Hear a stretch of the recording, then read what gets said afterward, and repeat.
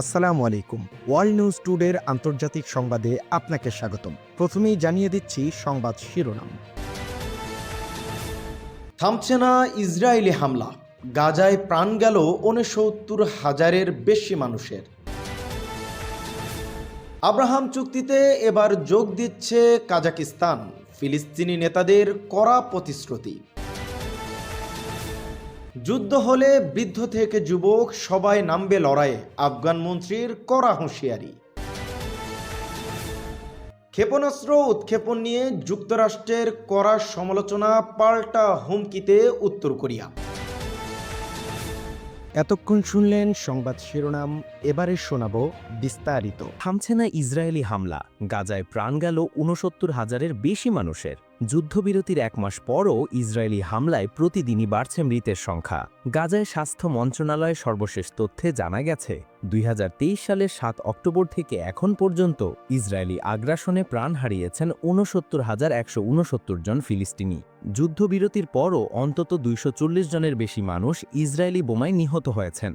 স্থানীয়রা অভিযোগ করছেন, উত্তর গাজায় ইয়েলো লাইন অতিক্রমের অজুহাতে সেনারা বেসামরিক মানুষকে নির্বিচারে গুলি করছে। বিশেষজ্ঞরা বলছেন, গাজায় প্রায় ২ লাখ টন বোমা ফেলা হয়েছে, যার মধ্যে প্রায় ৭০,০০০ টন এখনও নিষ্ক্রিয় অবস্থায় আছে। এই অবিস্ফোরিত বোমাগুলো এখন মারাত্মক ঝুঁকি তৈরি করছে সাধারণ মানুষের জন্য।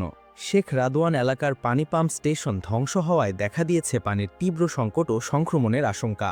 জাতিসংঘ জানাচ্ছে, গাজার ভূগর্ভস্থ পানির ৯০% এখন দূষিত। অন্যদিকে পশ্চিম তীরেও সহিংসতা বাড়ছে। ইসরায়েলি বসতি স্থাপনকারীরা সেনাদের সহায়তায় ফিলিস্তিনিদের ঘরবাড়িতে হামলা চালাচ্ছে, পুড়িয়ে দিচ্ছে হাজার হাজার জলপাই গাছ। লেবাননের দক্ষিণাঞ্চলেও ইসরায়েলি বিমান হামলায় বহু হতাহতের খবর মিলেছে। ইউরোপীয় ইউনিয়ন ইসরায়েলকে যুদ্ধবিরতি চুক্তি মেনে চলার আহ্বান জানিয়েছে। এই ছিল গাজার ভয়াবহ মানবিক পরিস্থিতি। চলুন এবার জানি মধ্যপ্রাচ্যের নতুন কূটনৈতিক আলোচনায় কি ঘটছে। আব্রাহাম চুক্তিতে যোগ দিচ্ছে কাজাখস্তান, ব্যবহৃত মাল বললেন ফিলিস্তিনি নেতা। নতুন এক কূটনৈতিক আলোচনার কেন্দ্রে এখন মধ্য এশিয়ার মুসলিম দেশ কাজাখস্তান। দেশটি ঘোষণা দিয়েছে তারা ইসরায়েলের সঙ্গে আব্রাহাম চুক্তিতে যোগ দিতে যাচ্ছে। এই চুক্তি প্রথম হয় ২০২০ সালে যুক্তরাষ্ট্রের তৎকালীন প্রেসিডেন্ট ডোনাল্ড ট্রাম্পের উদ্যোগে, যার মাধ্যমে ইসরায়েলের সঙ্গে কয়েকটি মুসলিম দেশ, সংযুক্ত আরব আমিরাত, বাহরাইন, মরক্কো ও সুদান সম্পর্ক স্বাভাবিক করে। তবে এবার কাজাখস্তানের যোগদান নিয়ে শুরু হয়েছে নতুন বিতর্ক। সমালোচকরা বলছেন, কাজাখস্তানের সঙ্গে ইসরায়েলের ১৯৯০ সালের দশক থেকেই কূটনৈতিক সম্পর্ক রয়েছে, তাই নতুন করে চুক্তিতে যুক্ত হওয়ার বাস্তব কোনো প্রয়োজন নেই। ফিলিস্তিনি নেতা হানান আসরাই একে ব্যবহৃত মাল বলে কটাক্ষ করেছেন। মানবাধিকার সংস্থা হিউম্যান রাইটস ওয়াচের সাবেক প্রধান কেনেথ রথ বলেছেন, গাজায় যখন গণহত্যা চলছে তখনও যুক্তরাষ্ট্র ইসরায়েলের সঙ্গে নতুন সম্পর্ক বাড়াতে তৎপর, এটা বিশ্ববিবেকের জন্য লজ্জাজনক। বিশেষজ্ঞদের মতে যুক্তরাষ্ট্র এখন আরব দেশ মুখ ফিরিয়ে নিলেও অ-আরব মুসলিম দেশগুলোর দিকে ঝুঁকছে, যাতে ইসরায়েলের কূটনৈতিক প্রভাব বজায় থাকে। তাই এই ছিল মধ্যপ্রাচ্যের কূটনৈতিক অঙ্গনে নতুন নাটকীয় মোড়। এবার জানুন আফগান সীমান্তে কি নিয়ে বাড়ছে নতুন উত্তেজনা।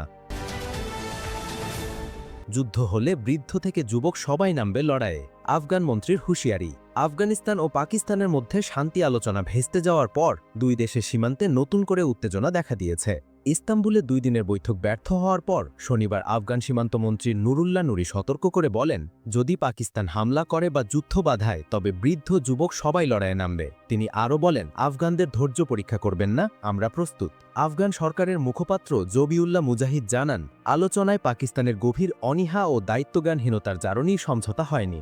তালেবান জানায়, আলোচনা ব্যর্থ হলেও যুদ্ধবিরতি এখনও বহাল থাকবে। তবে দুই পক্ষের পাল্টাপাল্টি বিবৃতিতে সীমান্তে উত্তেজনা যে কোনো সময় বড় সংঘাতে পরিণত হতে পারে বলে আশঙ্কা করছেন বিশ্লেষকরা। বিশেষজ্ঞদের মতে আফগানিস্তান এখন নিজের সার্বভৌমত্ব রক্ষায় কঠোর অবস্থান নিচ্ছে, আর পাকিস্তান সেই অবস্থানকে নিজের নিরাপত্তার জন্য হুমকি হিসেবে দেখছে। অর্থাৎ দুই প্রতিবেশীর সম্পর্ক আবারও শীতল থেকে উত্তপ্ত হওয়ার পথে। এই ছিল আফগান পাক উত্তেজনায় সাম্প্রতিক চিত্র। এবার নজর দিয়ে এশিয়া প্যাসিফিক অঞ্চলে, যেখানে ক্ষেপণাস্ত্র নিয়ে আবারও চরম হুমকি দিচ্ছে উত্তর কোরিয়া। ক্ষেপণাস্ত্র উৎক্ষেপণের সমালোচনায় যুক্তরাষ্ট্র, পাল্টা হুমকি উত্তর কোরিয়ার। উত্তর কোরিয়া আবারও নতুন এক ব্যালিস্টিক ক্ষেপণাস্ত্র উৎক্ষেপণ করেছে, জানিয়ে তীব্র সমালোচনা করছে যুক্তরাষ্ট্র ও দক্ষিণ কোরিয়া। জবাবে পিয়ংইয়াং হুঁশিয়ারি দিয়েছে, শত্রুর হুমকির জবাবে আমরা আরও আক্রমণাত্মক পদক্ষেপ নিতে প্রস্তুত। উত্তর কোরিয়ার প্রতিরক্ষামন্ত্রী নৌকা ওয়াংচল অভিযোগ করেছেন, ওয়াশিংটন তাদের নিরাপত্তা ঝুঁকির মুখে ফেলছে এবং পুরো অঞ্চলকে অস্থিতিশীল করছে। তবে যুক্তরাষ্ট্রের ইন্ডো প্যাসিফিক কমান্ড জানিয়েছে ক্ষেপণাস্ত্রটি মিত্র দেশগুলোর জন্য তাৎক্ষণিক কোনো হুমকি তৈরি করেনি। জাপানও বলেছে ক্ষেপণাস্ত্রটি তাদের বিশেষ অর্থনৈতিক অঞ্চলের বাইরে পড়েছে। তবুও এশিয়া প্যাসিফিক অঞ্চলে যুদ্ধ পরিস্থিতির আশঙ্কা এখনও রয়ে গেছে। যুক্তরাষ্ট্রের পররাষ্ট্রমন্ত্রী অ্যান্টনি ব্লিংকেন দক্ষিণ কোরিয়া সফরে গিয়ে বলেন, আমরা যৌথ প্রতিরক্ষা আরও শক্তিশালী করব। বিশেষজ্ঞরা বলছেন এই ঘন ঘন ক্ষেপণাস্ত্র পরীক্ষা পিয়ংইয়াংয়ের বার্তা তারা এখন অটল এবং আন্তর্জাতিক নিষেধাজ্ঞাকে চ্যালেঞ্জ করতেই এই পদক্ষেপ, অর্থাৎ কোরিয়া উপদ্বীপে যুদ্ধের আশঙ্কা এখনও পুরোপুরি কাটেনি।